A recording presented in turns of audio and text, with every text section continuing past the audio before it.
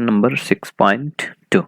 Okay, a body of mass 2 kg initially at rest move under the action of the applied horizontal force 7 Newton on the table with coefficient of kinetic friction 0.1. चलिए हम लोग situation देखते हैं क्या है। तो एक straight line path है जो कि फ्रिक्शन, इस पे हमने एक 2 kg का ब्लॉक रखा है, इधर से फॉरवर्ड डायरेक्ट कितना न्यूटन 7 न्यूटन का मैं इस पे फोर्स लगा रहा हूँ। कोफिशिएंट ऑफ फ्रिक्शन म्यू का वैल्यू दिया हुआ है 0.1। ओके, इतना सिचुएशन दिया हुआ है। अब क्वेश्चन ये म्यू के है, काइनेटिक लिखा हुआ, काइनेटिक। ओके, फ्रिक्शन लग रहा है यहाँ पे, तो म्यू के बन गया। Compute the work done by the applied force in 10 second. 10 second में ये फोर्स कितना वर्क किया। तो सबसे पहले हम लोग इस बॉडी का एक्सेलरेशन कैलकुलेट करेंगे और देखेंगे बॉडी कितना डिस्टेंस कवर किया इन 10 सेकेंड। ओके, तो एक्सेलरेशन कैलकुलेट करने के लिए बॉडी का यहाँ पे हम लोग एफबीडी ड्रॉ करते हैं। एफबीडी ड्रॉ करने इस डायरेक्शन में कौन सा फोर्स लगेगा, that is the 7 Newton. Upper direction में कौन सा फोर्स लगेगा, this is the normal. Downward direction में कितना लगेगा, 20 न्यूटन।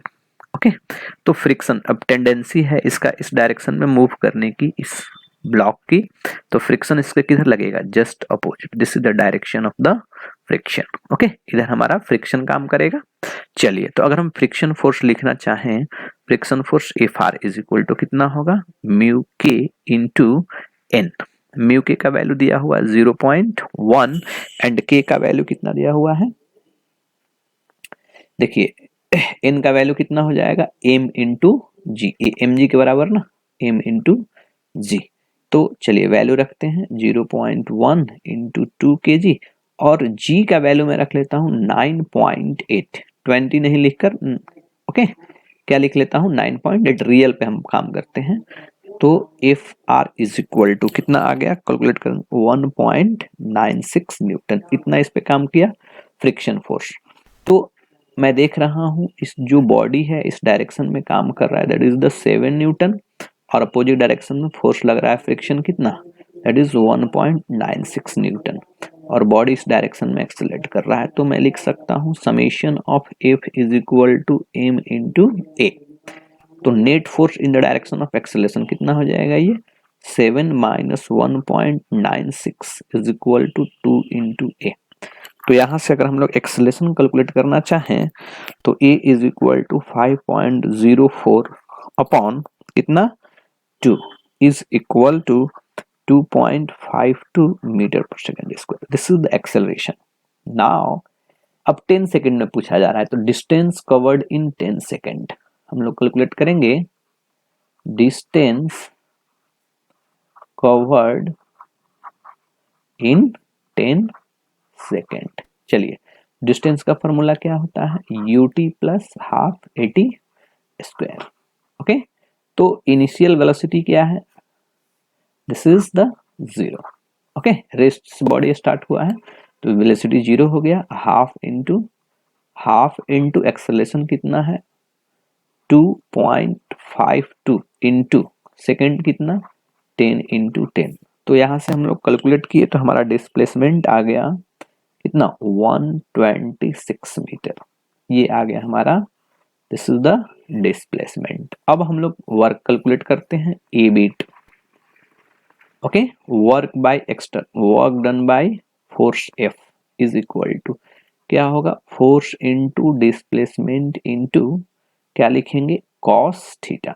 तो फोर्स का वैल्यू कितना है, that is the 7 into 126 into cos theta. Theta 0 हो जाएगा तो cos 01 आ जाएगा। तो जब हम लोग कैलकुलेशन करेंगे तो आ जाएगा 882 joule. This is the work done by the external force F। Okay, now second bit, work done by the friction in 10 second. तो work done by friction is equal to क्या लिखेंगे, friction force into displacement into cos theta. यहाँ पे theta और देखिए displacement इस direction में होगा, डिस्प्लेसमेंट ब्लॉक का इधर और ये फोर्स इधर, दोनों के बीच कितना डिग्री का angle, this is the 180।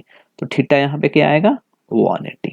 Okay, friction कितना है, फ्रिक्शन का हमने वैल्यू कैलकुलेट किया 1.96, डिस्प्लेसमेंट कितना देखिए 126 इंटू ये कितना आ जाएगा -1। जब हम लोग कैलकुलेशन करेंगे तो ये वैल्यू आ जाएगा -247 जूल, इतना work done by the friction होगा। नाउ सी बिट क्या बोला जा रहा है, work done by the net force in the body, यानी कि net force that means work done by total force. तो टोटल फोर्स कितना है, एक फोर्स है हमारा एक्सटर्नल और एक फोर्स है हमारा फ्रिक्शन। तो दोनों का हम लोग वर्क को ऐड कर लेते हैं। तो एक आया 882 -247, हमें ऐड करना है बट ये माइनस है तो रियल में माइनस हो जाएगा ये। ओके, तो वैल्यू कितना आ जाएंगे ये 635 जूल, इतना क्या होगा हमारा work done by total force. Okay, D bit क्या बोला जा रहा है क्वेश्चन में, देखिए change in the kinetic energy of the body in 10 second and interpret your result. चलिए, तो पहले हम लोग चेंज इन काइनेटिक एनर्जी, अगर इनिशियल काइनेटिक एनर्जी का बात करें तो इनिशियल वेलोसिटी क्या था 0, इनिशियल वेलोसिटी 0 होने की वजह से काइनेटिक एनर्जी क्या आ जाएंगे 0। फाइनल काइनेटिक एनर्जी के लिए हमें फाइनल वेलोसिटी कैलकुलेट करना पड़ेगा।